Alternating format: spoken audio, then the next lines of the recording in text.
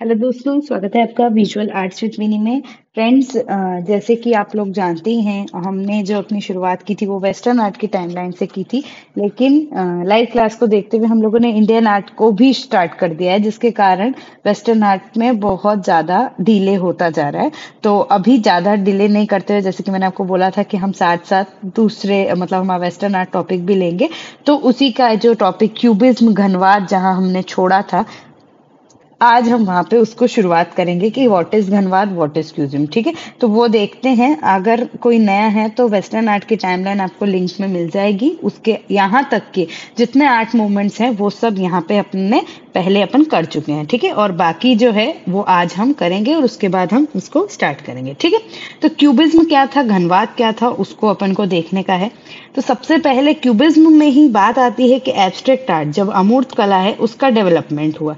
उसका डेवलपमेंट अगर आप समझेंगे कि किस तरह से अभी तक जो कला थी और उसमें अब क्या परिवर्तन आ रहा था 20वीं शताब्दी में, वो परिवर्तन को समझेंगे तो क्यूबिज्म की गहराई को समझ पाएंगे। ठीक है, तो देखो यहाँ पे क्या हो गई थी कि कला में जो मान लीजिए कोई सब्जेक्ट है या उसके कोई विशेष चीजों से ज्यादा उसके रूप और उसके कलर्स पे काम किया जा रहा था, उसको महत्व दे रहे थे। तो ये वाली चीज जो हो जाती है आपकी एब्स्ट्रैक्ट आर्ट के अंदर आ जाती है, जिसको अमूर्त कला कहते हैं। मतलब मूर्ति पे ध्यान नहीं दिया है, अमूर्तता पे ध्यान दिया है। किसी भी चीज के मूर्त रूप को ध्यान में नहीं रखते हुए उसके रूप को, उसके पीछे का जो फॉर्म है उसको ध्यान दिया है, प्लस अगर उसको कलर है उसको ध्यान दिया। तो आप एब्स्ट्रैक्ट भी देखते हैं तो एब्स्ट्रैक्ट इन जनरली बोलते हैं वो क्या है, या तो वो रूपों का खेल खेल देंगे या तो वो कलरों का खेल खेल देंगे। तो इसमें आप पढ़ो, जैसे कि लिखा हुआ है कि कला का महत्व रूपों और रंगों के तत्विक एवं विशुद्ध कलात्मक मानदंडों पर आधारित रहता है। यहाँ पे जो है उसके विशेष मानदंड कौन होते हैं, रूप, या तो रूप होंगे या तो रंग होगी, उस पर आधारित रहता है। कला में औपचारिक तत्वों का विशेष ध्यान दिया जाता है। ठीक है, तो इन्हीं तत्वों का विशेष ध्यान दिया जाता है।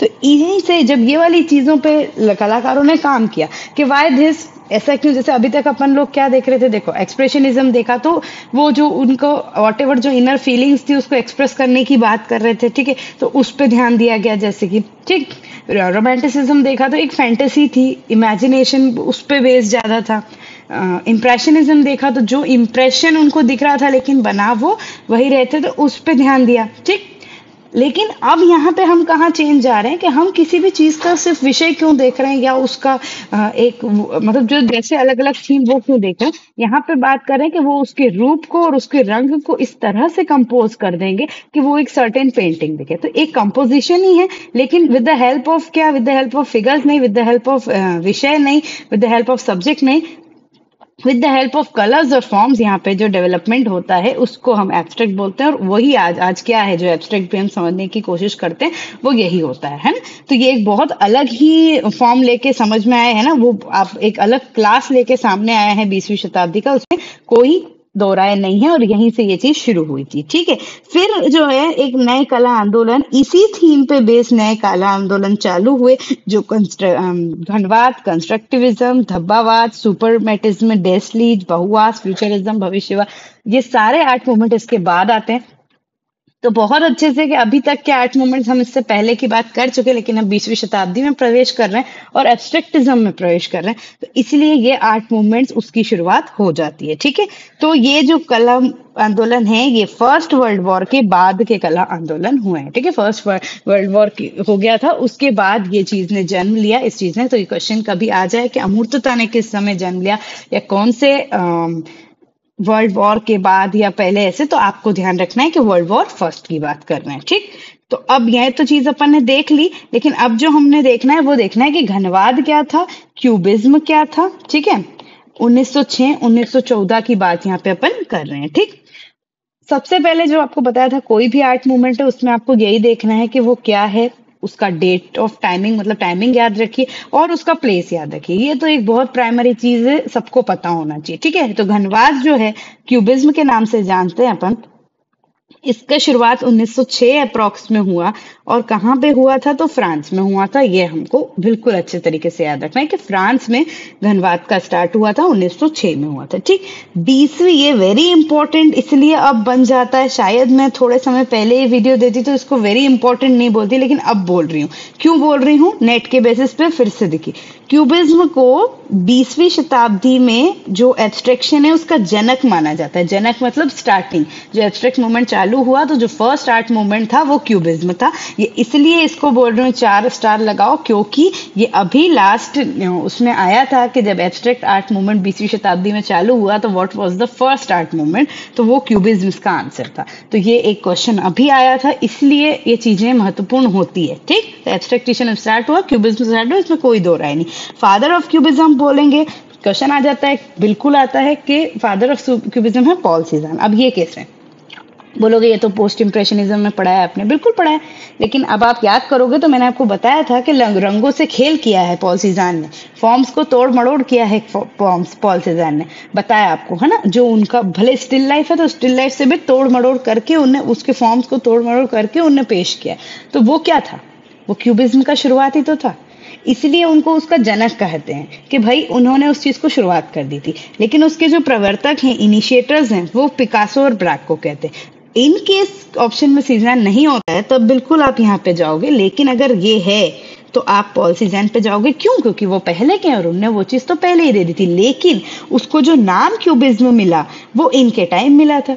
ठीक है, इसलिए ये इससे एसोसिएट मानते हैं और इनको पोस्ट इम्प्रेशनिस्ट बोलते हैं। लेकिन पॉइंट इज दैट कि शुरुआत तो हो गई थी ना, लेकिन नाम बाद में मिला। उसको इंट्रोडक्शन कि भाई इसको हम क्यूबिज्म के नाम से देते हैं, वो बाद में मिला। ठीक, और भी दूसरे आर्टिस्ट, लेजे नहीं, मतलब हिंदी में लेजे बोलते हैं, लेगर, जॉन ग्रीस, ये जो है और आर्टिस्ट हैं जिनने आगे क्यूबिज्म को चलाया, क्यूबिज्म में काम किया। हम आगे अभी आज देखेंगे वो। ठीक, आगे देखते हैं एक ही वस्तु को। अब क्यूबिज्म का पॉइंट ऑफ व्यू क्या है उसको देखो कि एक ही वस्तु को, सारी इसका कलर,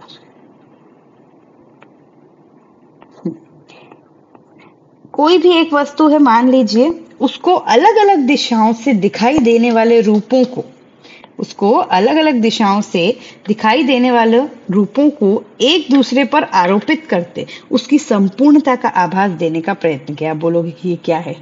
बिल्कुल सही है, कैसे समझ आएगा, बता रहे हैं।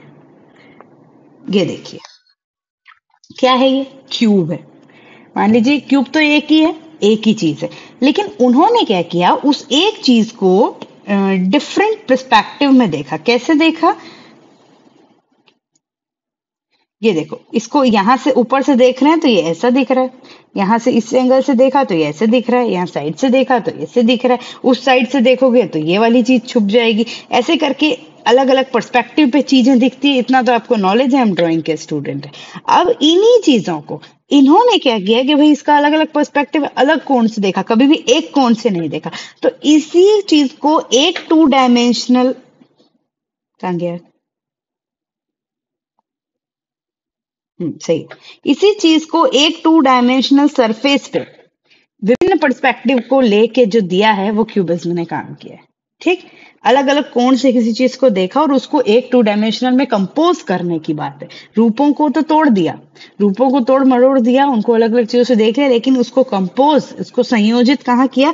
एक सरफेस पे किया। तो ये वाली बात कहाँ पे आ जाती है? क्यूबिज्म। बस इतनी सी बात है और कोई वो नहीं। इसलिए हम समझ नहीं पाते, मैं साफ बोल रही हूँ, नहीं समझ पाते क्यूबिज्म, नहीं समझ पाया, बोला एब्स्ट्रैक्ट है, एब्स्ट्रैक्ट एब्स्ट्रैक्ट नहीं है। बट हम पर्सपेक्टिव पावर, मतलब जो ज्योमेट्रिक होता है, आप खुद देखें, हम इतनी अच्छे से पर्सपेक्टिव को, जो और मल्टी डायमेंशनल पर्सपेक्टिव को समझने में बहुत दिक्कत होती, तो बस वो हमारा दिमाग उसमें घूम जाता है और इसलिए हम उस चीज को पहचान नहीं पाते। क्यों? क्योंकि वो विभिन्न पर्सपेक्टिव से बना रहता है। तो बस वही दिक्कत है। ठीक, तो ये आपकी इसी पे बेस है और कुछ नहीं है क्यूबिज्म, और कुछ भारी काम नहीं है। ठीक है, निग्रो मूर्ति कला के पृष्ठभूमि का ज्यामितिक विश्लेषण, जो निग्रो स्कल्पचर हैं जिससे पिकासो भी इंस्पायर्ड रहे हैं, तो उसी का ज्योमेट्रिक एनालिसिस किया है इनने इस समय पे। ये क्यों ऐड किया है? क्योंकि इसका कनेक्शन पिकासो से होता है। तो इसलिए हम उसको ऐड कर सकते हैं कि जो निग्रो मूर्ति कला है, जो निग्रो स्कल्पचर्स है, उसको उन्होंने ज्योमेट्रिक एनालिसिस किया है कि भाई यहाँ ये इस खांचे से बना है। एग्जाम्पल के लिए जैसे एक फेस बनाते तो ये एक गोले से बना है, यहाँ पे 2 आंखें तो ये 2 गोले, ये एक जो ज्योमेट्रिक फॉर्म्स है ना, उससे उसको डिवीजन किया है। ठीक है, आगे देखते हैं। यहाँ गणितीय आधार पर चित्रण है, मतलब ज्योमेट्रिक आधार पर चित्रण है। इसका जो इलस्ट्रेशन है वो ज्योमेट्रिक वे में है, आपको बता दिया। पर्सपेक्टिव है मतलब ज्योमेट्रिसिटी है। वस्तुओं को सब आयाम से देखने वाला बनाया है, डिफरेंट पर्सपेक्टिव से।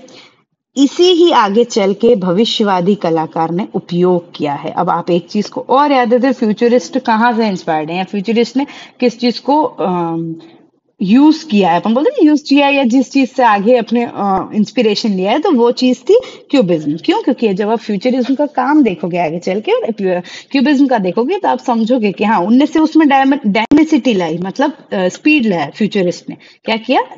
गति लाई। लेकिन कहीं ना कहीं उनने भी रूपों के साथ खिलवाड़ किया है, और इसलिए उसको हम क्या बोलते हैं कि क्यूबिज्म से, घनवाद से इंस्पायर्ड रहे। इन्होंने काल्पनिक रूपों की रचना की, मतलब जो देख रहे हैं वो रूप को रचना की, लेकिन काल्पनिक रूप, यार कि ये रूप है तो इसको यहाँ से देखेंगे तो कैसा लगेगा, ऐसा करके और तोड़ मोड़ के इसकी भी रचना इन्हें यहाँ पे की थी। सौंदर्य अलंकरण के बजाय नियम और व्यवस्था, बिल्कुल बात पर्सपेक्टिव की हो रही है, बात चीजों की रूप और उन पे ध्यान दे रहे हैं, तो वो अलंकरण ज्यादा उस पे ध्यान नहीं देके सिर्फ नियम और व्यवस्था। व्यवस्था मीन्स कॉम्पोजिशन, जो आपको हम पहले ही बोल चुके हैं। जितना बेस्ट कंपोजिशन हो, इतना बेस्ट कंपोजिशन है कि हम आम लोग उस चीज को समझ ही नहीं पाते। तो ये चीज एक बहुत इंपॉर्टेंट है कि एक लेवल बना है वहां पे। ठीक, वहां जाके हमें कला का एक लेवल सामने आया है कि उसका अरेंजमेंट क्या होना चाहिए, उसका नियम क्या होना चाहिए। ठीक है, तो ये इतनी चीज हो गई। अब आगे जाते हैं हम लोग 1908 में। ठीक है, अभी तो समझ ही नहीं आ रही थी, अभी भी नहीं आती जैसे कि। तो 1908 में घनवादी कला दुनिया के समझ में आई। दुनिया के समझ में आई मतलब कि लोगों को समझ आया कि भाई ये जो है ये एक प्रकार की कला है, और ये कुछ होनी चाहिए, मतलब समझ रहे हैं, ये एक नाम की कला है और ये क्यूबिज्म है। ये चीज उनको समझ आई। अब एक बात फिर से आती है, देखो कि कैसे 1908 में घनवादी इंट्रोड्यूस हुए, घनवादी क्यूबिज्म इंट्रोड्यूस हुए, और पॉल सीज़ान को इनका फादर बोलते, जिनकी डेथ 1906 में ही हो गई थी। इसलिए इस समय तक क्यूबिज्म का इंट्रोडक्शन ही नहीं हुआ था, दुनिया के समक्ष ही नहीं आई थी। इसलिए हम उससे उनको उसमें नहीं पढ़ के और पहले ही पढ़ लेते, लेकिन ये उसके जनक कहे जाते हैं क्योंकि इनका काम उससे मिलता जुलता था। अब एक जो बहुत अच्छा आता है कि उसका मैनिफेस्टो, उसका मैनिफेस्टो मतलब उसका घोषणा पत्र। तो जब मतलब एक तरह से जैसे कि हम बताते हैं कि गुस्टाव कोर्बेट, ओ सॉरी, कौन है वो, क्लाउड मोनेट इम्प्रेशनिज्म के मैनिफेस्टो है, गुस्टाव कोर्बेट रियलिज्म के मैनिफेस्टो है। मैनिफेस्टो होता क्या है? मतलब ये होता है कि जब वो एक प्रॉपर पेज पे इस चीज का लिख देंगे कि भाई ये ऐसे हैं, इतने लोग हैं, इसमें ऐसा क्यूबिज्म, और हमारे इसमें क्या होता है कि हम रूपों के साथ ऐसा करके और उस पर फोकस करते हैं जो चीज हम पढ़ रहे हैं। तो जब उनने एक मैनिफेस्टो लिखा कि that's fine and we are cubists, है ना, हमारा जो आर्ट मूवमेंट है क्यूबिज्ड है, तो ये वाली चीज जब लिखी तो उसको बोलते हैं कि किसने घोषणा पत्र लिखा, या who is the manifesto. English में भी है, अगर हिंदी में भी कितनी बार ऐसे अगर पूछ ले मैनिफेस्टो, तो वो ये होता है। तो इसके मैनिफेस्टो कौन थे? जैसे रियलिस्टिक मैनिफेस्टो, क्वेश्चन आया who is the realistic manifesto, कौन है, क्वेश्चन आया, तो उसके आगे हम किसको देते हैं? गुस्टाव कॉर्बेट पे देते हैं। तो वो चीजें आती है। तो क्यूबिज्म का मैनिफेस्टो किसने लिखा था? Albert Gleizes and Jean Metzinger. ठीक है, इन दोनों का नाम याद आता है, ये नेट में क्वेश्चन आया है कि क्यूबिज्म का घोषणा पत्र किसने लिखा है, और इन दोनों का नाम आया है। तो फिर से बता रही हूँ, Albert Gleizes and gen मेट्जिंगर, question आया है, याद रखना। प्लस दूसरा एक बहुत इंपॉर्टेंट क्वेश्चन जिसके आने की भी संभावना है, आया भी है किसी एग्जाम में, कि क्यूबिज्म का जो वर्ड कॉइन किया है, जैसे कि लू रे ने इम्प्रेशनिज्म का किया था, बताया था ना आपको। लू रे ने चालू नहीं किया था, लेकिन जब उनने इन चीजों को समझा कि भाई ये तो प्रभाव पे काम कर रहे हैं, और देखो मैं जोड़ के इसलिए पढ़ती हूँ कि आपको पीछे का रिवाइज होना बहुत जरूरी है। तो जब उनने देखा कि यार ये तो इम्प्रेशनिज्म प्रभाव पे, लाइट डार्क के प्रभाव पे काम कर रहे, तो इनको हम इम्प्रेशनिस्ट नाम दे दो, और उनने ये नाम दे दिया था। तो ये क्वेश्चन आता है कि भाई इम्प्रेशनिज्म नाम के लिए किसने एसोसिएट किया था? तो यही चीज है कि क्यूबिज्म, मतलब जो घनवाद वर्ड है, क्यूबिज्म वर्ड है, वो कौन लेके आया था? तो वो कौन आया था? लॉइस वैक्सुलस। ठीक है, तो ये वाली चीजें कब हुई थी? ये 1908 में, ये टाइम पीरियड में हुआ था जब ये मैनिफेस्टो लिखा गया था, और ये चीज वर्ड आपका क्यूबिज्म आया था। ठीक, अब आगे चलते हैं।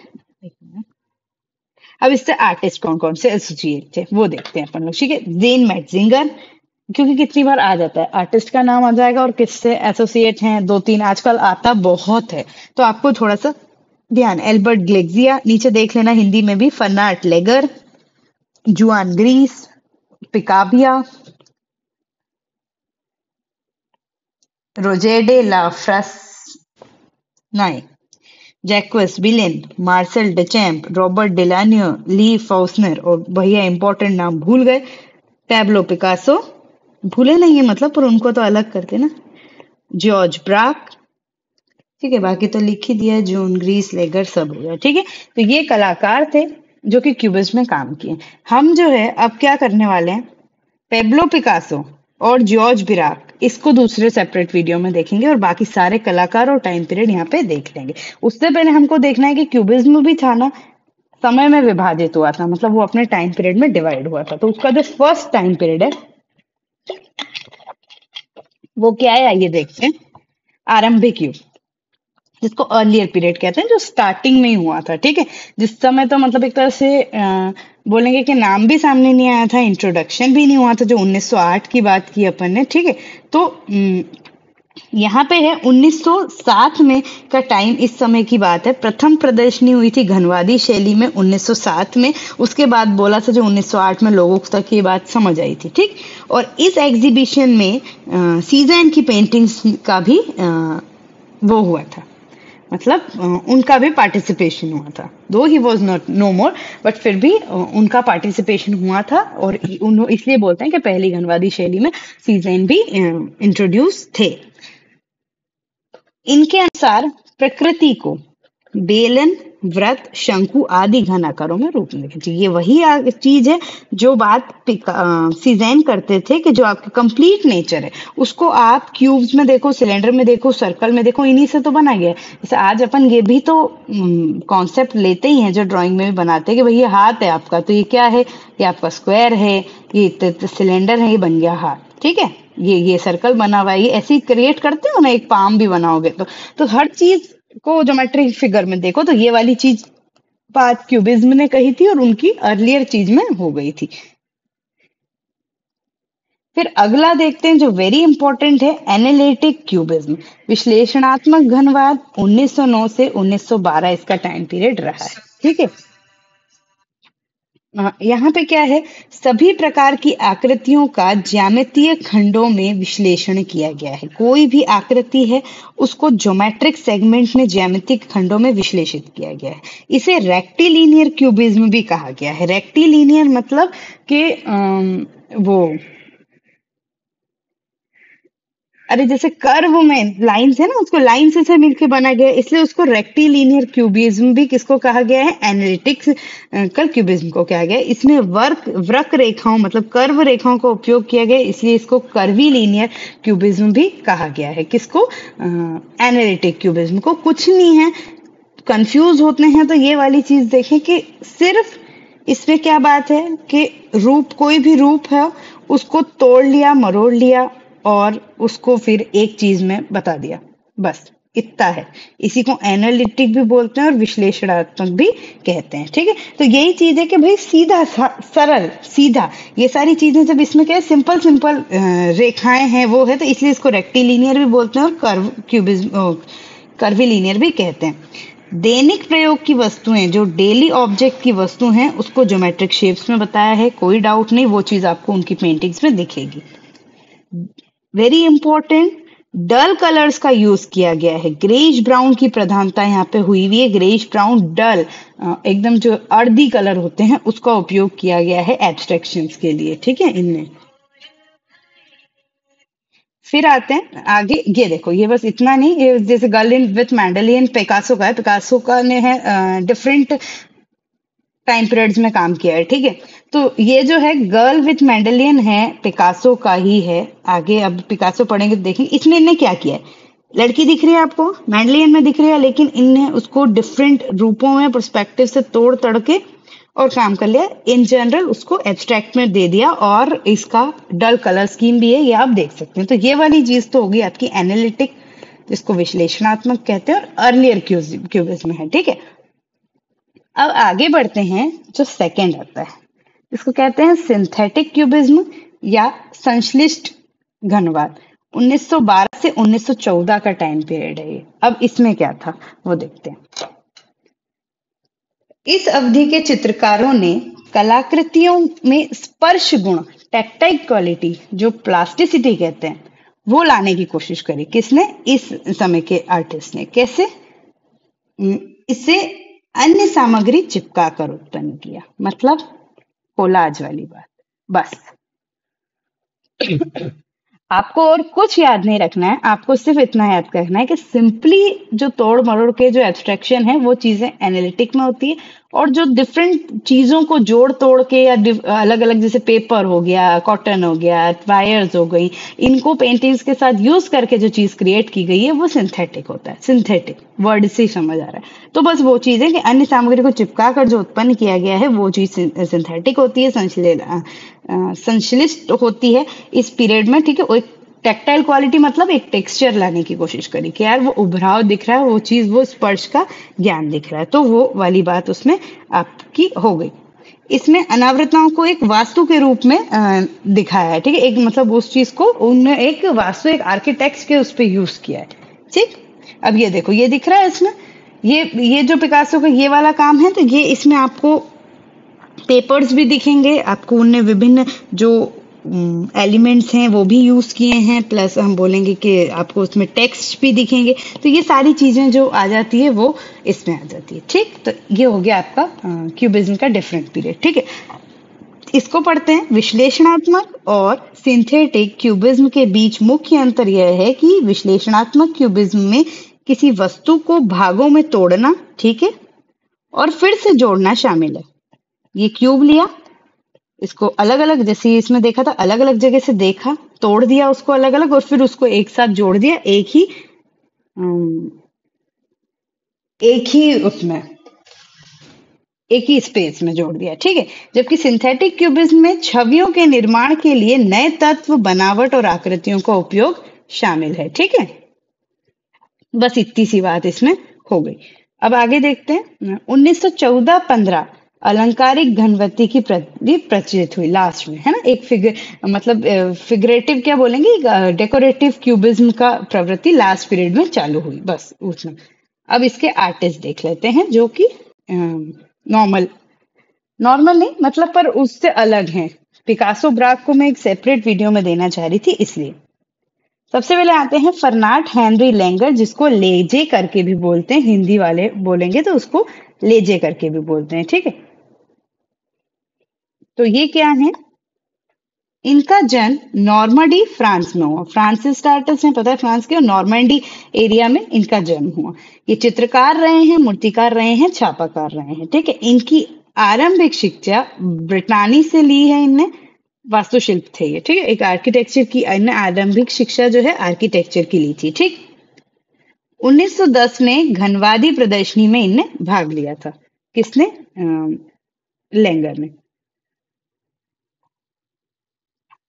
अब आरंभ से यह मशीनरी में मंत्रमुग्ध रहे, मतलब जो मशीनरीज रहती है उसमें मंत्रमुग्ध रहे, और वही उसका प्रभाव उनके आर्टवर्क में भी पड़ा है।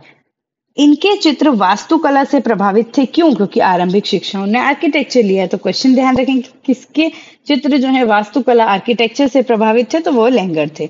इन्हें क्यूबिस्ट की जगह ट्यूबिस्ट कहा गया, वेरी इंपॉर्टेंट, और वेलासियस ने ही कहा है। वेलासियस क्या, इसको मेरे को पढ़ना नहीं आता नाम, फिर भूल जाती हूँ, एक मिनट। वैक्सलस, वॉक्सल्स।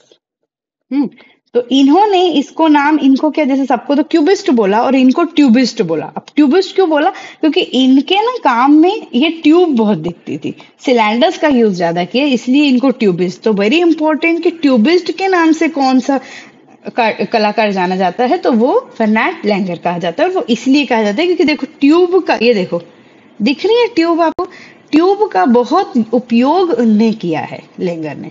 ठीक, तो ये है न्यूड इन द फॉरेस्ट, दिख रहे हैं आपको, थोड़ा बहुत समझने की कोशिश कीजिए फॉर्म्स में कि न्यूड, ये देखिए, है ना। तो जंगल में निर्वस्त्र मनुष्य 1910 का काम है, ऑयल ऑन कैनवास है।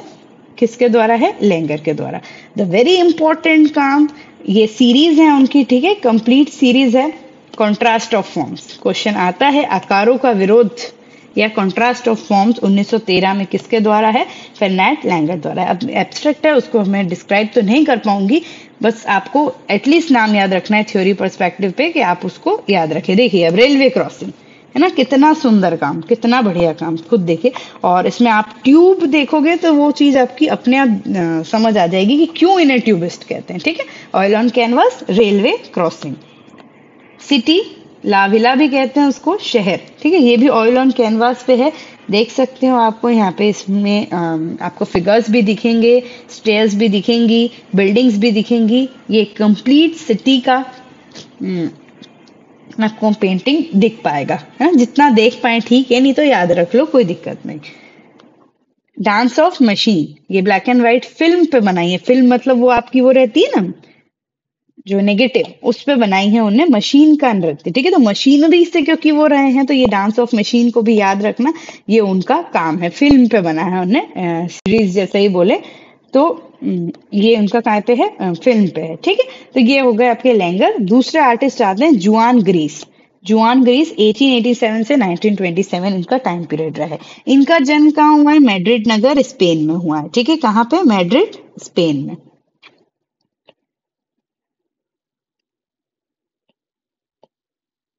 1906 में, इससे करती हूँ, 1906 में ये पेरिस गया, पिकासो के समीप रहने लगे। जॉन ग्रीस जो है पेरिस गए थे कब? 1906 में, और पिकासो के साथ रहने लगे, इसलिए भी क्यूबिस्ट इफेक्ट आया है। इनके ये सब फ्रेंड रहे हैं जब ये यहाँ पेरिस गए तो ये भी फ्रेंड्स काफी रहे थे। एपोलोनियर हो गया, मैटिस हो गए, ब्राक हो गए, लेंगर हो गए, मैट्जिंगर, मैक्स जैकब, ये सारे अच्छे फेमस आर्टिस्ट है, तो उन्हीं के दोस्त जॉन ग्रीस भी रहे हैं। 1911 में इनने एनालिटिक, विश्लेषणात्मक घनवाद में काम किया, ठीक है। इनकी कला में बौद्धिकता है, इंटेलेक्चुअलिटी है। इन्होंने वास्तुकला, गणित के सिद्धांतों का, लेंगर जैसे ही इनने भी उस सिद्धांतों का प्रयोग किया, और इसीलिए शायद बौद्धिकता है, ठीक है, क्योंकि वो यूज किया इसलिए बौद्धिकता है। इनके आकार अधिक कोणात्मक और नुकीले रहे हैं, एंगुलर और पॉइंटेड रहे हैं इनके आकार, ठीक है। देख लेते हैं आगे। कलाविदों ने इन्हें किसी नाम से पुकारा है, एक तो गणितीय कलाकार, दूसरे बौद्धिक सिद्धांतों का व्यापारी, कलाविदों ने, ठीक है। तो गणितीय कलाकार किसको कहा जाता है? जैसे मशीनरों से ट्यूबिस्ट वाली बात हमने लेगर के लिए किया है, वैसे ये गणितीय कलाकार जो है वो ग्रीस है, जुआन ग्रीस है। इन्होंने भारी मोटी काली रेखाओं का भी उपयोग किया है। ज्यामितीय आकृतियों की क्रीड़ा से चित्रण किया है, मतलब वही ज्योमेट्री आकारों को खेला है उन्होंने उसके साथ। ये देखिए पिकासो का व्यक्ति चित्र है, ये पोर्ट्रेट ऑफ पिकासो, ऐसे बहुत पोर्ट्रेट बनाए उन्होंने 1912 ऑयल ऑन कैनवास पे।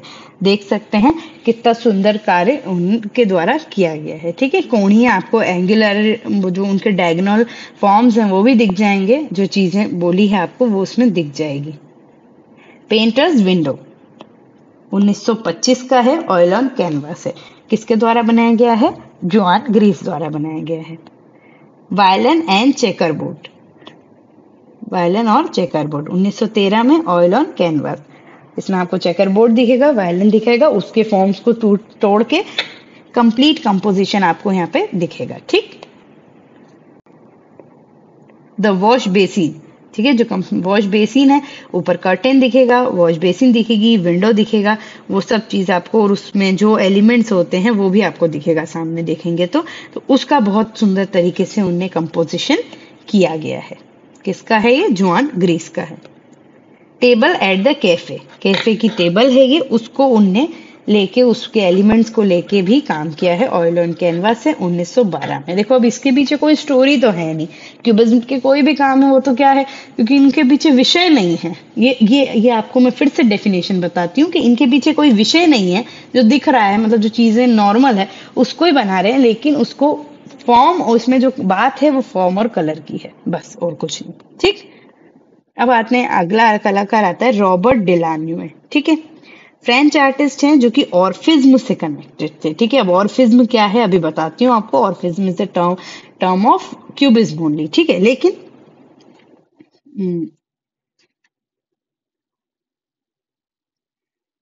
उन्होंने शानदार रंगों की ऑप्टिकल विशेषताओं के आधार पर अमूर्त चित्रों को चित्रित किया है, जो इतने गतिशील थे कि वे रूप के रूप में कार्य करेंगे। ठीक है, मतलब वो इतने डायनेमिज्म चीजें, उसी से उतनी डायनेमिसिटी आ गई। उन्होंने शानदार रंगों का, बहुत अच्छे रंगों का यूज किया है और उसकी ऑप्टिकल विशेषताओं के आधार पर अमूर्त चित्रों को चित्रित किया है। ठीक, देखते हैं ऑर्फिज्म क्या है, तो उसी से आपको डेलानियो की ये चीज समझ आएगी। कैसे आएगी, बता रही हूँ, एक मिनट। ऑर्फिज्म, इसको ऑर्फिक क्यूबिज्म भी कहते हैं। ठीक, ये टर्म है जो कि फ्रेंच, यही अपोलोनियर ने ही टर्म दिया है, जैसे क्यूबिज्म 1912 में दिया है। क्वेश्चन आया है ये, इसलिए बता रहे हैं। अपोलोनियर का नाम याद रखना, और फिज्म का टर्म उन्हें दिया है 1912 में। An offshoot of cubism that focus pure abstraction, bright colours. मतलब इंग्लिश छोड़ो, सादी की भाषा में बोलो कि क्यूबिज्म में फॉविज्म की बात अगर कर देंगे तो ऑर्फिज्म हो जाएगा। मतलब चीजें तो वही करनी है तोड़ मतोड़, लेकिन ब्राइट कलर्स को यूज करना है और कलर पे ज्यादा ध्यान देना है, तो वो ऑर्फिज्म हो जाएगा। दैट्स इट, एक अलग टर्म बन गई। और उस चीज पे ध्यान डेलानियो ने ज्यादा दिया है, इसलिए उनको ऑर्फिज्म से एसोसिएट बताते हैं। देख लो, आपके सामने काम दिख रहा है आपको, आप खुद समझ जाएंगे कि ये क्या और कुछ भी नहीं है, ये सिर्फ दोनों का जोड़ है। कलर देख के समझ जाओगे, खिंचाव हो जाएगा अगर फॉविज्म को अच्छे से पढ़ रखा है, देख रखा है तो बस यही चीज है। ठीक है, simultaneous window in the city Delaunay का है। वो उन्हें इसको ऑर्फिज्म में इसलिए कहते हैं काम किया है। मेड्जिंगर का पोर्ट्रेट देखो, उसका उनका पोर्ट्रेट वो भी इनने 1906, इसमें आपको बिल्कुल फॉरवर्डी इफेक्ट दिखेगा और वही है। Circular form series, the very important. ठीक है, सर्कुलर फॉर्म सीरीज, जैसे वो कंट्रास्ट फॉर्म बताया था ना, सर्कुलर फॉर्म सीरीज किसकी है, वो भी डेलानियो की है। ऑयल ऑन कैनवास, ये सीरीज है कंप्लीट उनकी। आईफल टावर की सीरीज, ये भी बहुत इंपॉर्टेंट होती है, किसके द्वारा है, डेलानियो है। आईफल टावर की कंप्लीट सीरीज उन्होंने क्रिएट की थी। ठीक, अब आते हैं जैक्वस विलन, अगले कलाकार जैक्वस विलन, जिसको गैस्टन डिचैम भी कहते हैं। मार्सेल डिचैम, रेमंड डिचैम के ब्रदर। ठीक है, ये सब भाई भाई हैं, तो वो ही है ये, है ना। इनका नाम जैक्स विलियन पड़ा है। ठीक है, डिचैम ब्रदर में ही आते हैं। 1875 1963। इनका मुख्य विषय गति पर काम किया। गणवाद से गति को जोड़ा इनने, किसने, इन्हें क्यूबिज्म में गति को जोड़ा। सपाट धरातल पर छोटे छोटे आकारों का जो फॉर्म है, वो छोटे छोटे उसका यूज किया। इन्होंने जो आगे जाके हम इटालियन फ्यूचरिस्टिक देखेंगे, उसके जैसी शैली है। मैं बोलने वाली थी आपको कि यहाँ स्पीड की बात हुई, मतलब आप उसको फ्यूचरिज्म से जोड़ सकते हो। तो वो आगे जाके फ्यूचरिज्म ने उसमें वो दिया, तो ये वही है। ठीक है, गर्ल एट पियानो। पियानो देखो, एक चीज है, यही वाली बात करी कि क्यूबिज्म तो है, लेकिन एक मूवमेंट दिखेगा आपको इसमें, मूव करती हुई चीजें, चीजों का एक मूवमेंट दिखेगा, हाथ दिखेगा, प्रॉपर उस चीज का पोस्चर दिखेगा, तो इसीलिए उसको बोल रहे हैं कि क्यूबिज्म तो है लेकिन डायनेमिज्म ऐड हो गया। तो थोड़ा ध्यान से देखोगे, तो गहराई में देखोगे, तो उस चीज को समझ पाओगे। ठीक है, तो ये इतने थे, हमारा क्यूबिज्म का ये हो गया। अब जो अगला आएगा अपना, वो आएगा पेब्लो पिकासो, जॉर्ज ब्राक का कंपाइन, क्योंकि पेब्लो पिकासो अपने आप में ही एक अलग पढ़ने की जरूरत है। मजा आता है, थोड़ा इंजॉय करते हुए पढ़ेंगे। ठीक है, तो ये था क्यूबिज्म का कंप्लीट। वीडियो कैसा लगा कमेंट सेक्शन में जरूर बताइएगा। तब तक के लिए bye bye, thank you, all the best.